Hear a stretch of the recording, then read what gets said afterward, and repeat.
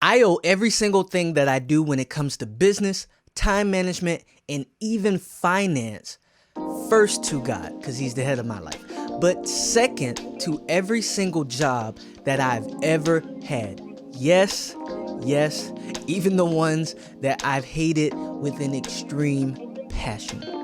And that's all because I use tactics and procedures from every single one, knowingly and unknowingly, in my everyday life. Hey Freedom Frugalers, it's time for another wonderful episode here on Frugal Freedom.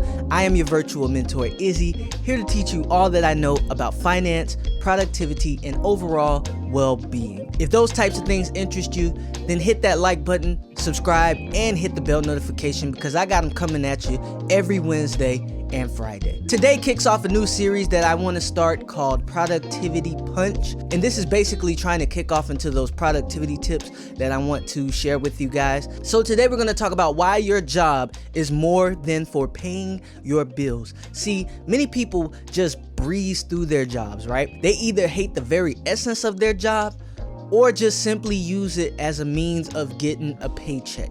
I'm here today to encourage you to think about it otherwise. Instead, think of your job as a cheat code to build your business or even just your everyday life. And I say a cheat code because without your job, you will have to learn on your own and sometimes kind of without guidance. Number one, you must understand that it is the quickest way to wealth. Now, unless you have two other streams of income, your job is the quickest and easiest way to build wealth. Of course, you got bills that may take over a large portion of your paycheck, but what do you do with that extra income that you have, if you have any? Might I suggest that you prioritize your job as an opportunity to build wealth? It is the one and most secure ways to build wealth. You can invest even as little as $20 into buying a personal finance book or personal development book or just any book on how to be.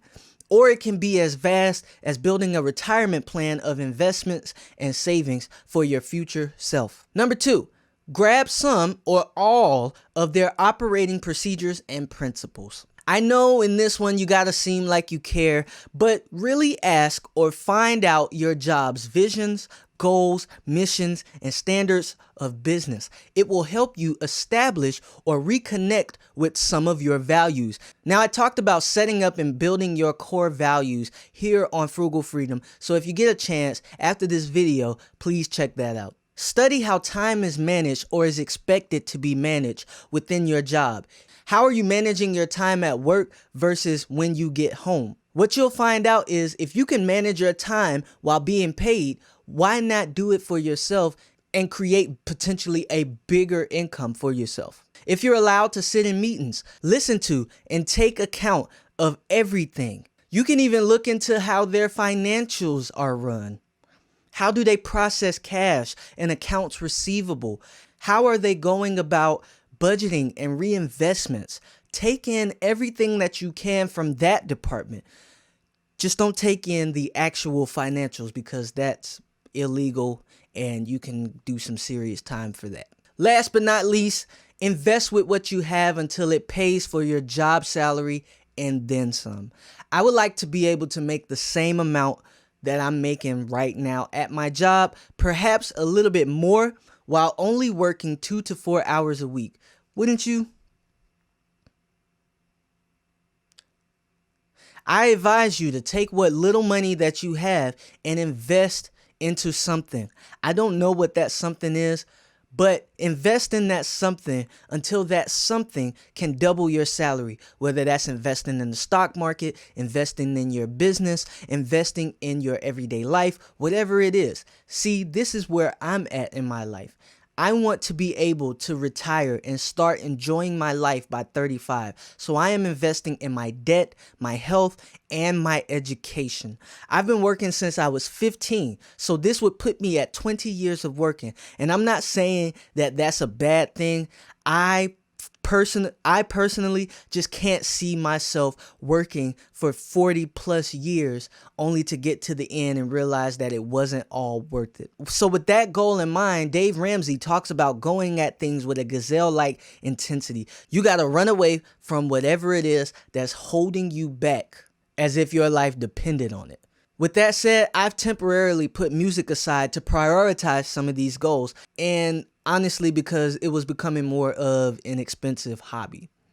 Now, I'm not saying you have to quit your job once this happens, especially if you like your job, but I'm saying once I reach double my income, if it's before 35, I will definitely go more into part-time work. All of these will help you, say, in the future if you decide to run your own business and if you have people working for you, or if you're just not that into it, just setting up systems in your everyday life so you don't waste away your wonderful years just doing nothing but working and watching TV until you die. It's nothing wrong with just sitting around watching TV, but I know that you came to this channel because you wanted more for yourself. Now, you don't have to just come right out and say, I'm studying to build my business or better my life. Just continue to work as you normally do, but now with the attitude that your job is not the end all be all.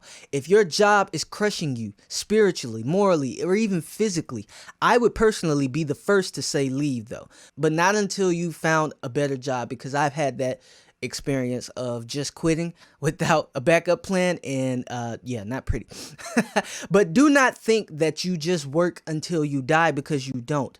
After I've had what I call the worst job experience I've ever had, I realized that nothing is ever really going to change when it comes to a job because I find another job. It may just get slightly better, and honestly, in the 2020 year, it was probably the best as it was going to get. But with that in mind, I just decided to use all that I explained to you for myself to become a better business owner and create a better life for myself. Now, like I said, it had gotten better over the years, but I used the uncomfortability that I have for working for someone else to fuel me even when I don't feel like working on myself. I always say life is 90% of conflict, but it's that 10% of how you solve those problems that affect what your good days are and how long you can keep that streak. And once again, be sure to like, subscribe, and comment down below.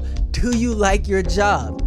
What would you do if money was not an issue? And also, if you have any other topics that you would like me to cover, I'm happy to see those below as well. All right, guys, I've been Izzy, your virtual mentor, and until next time, peace.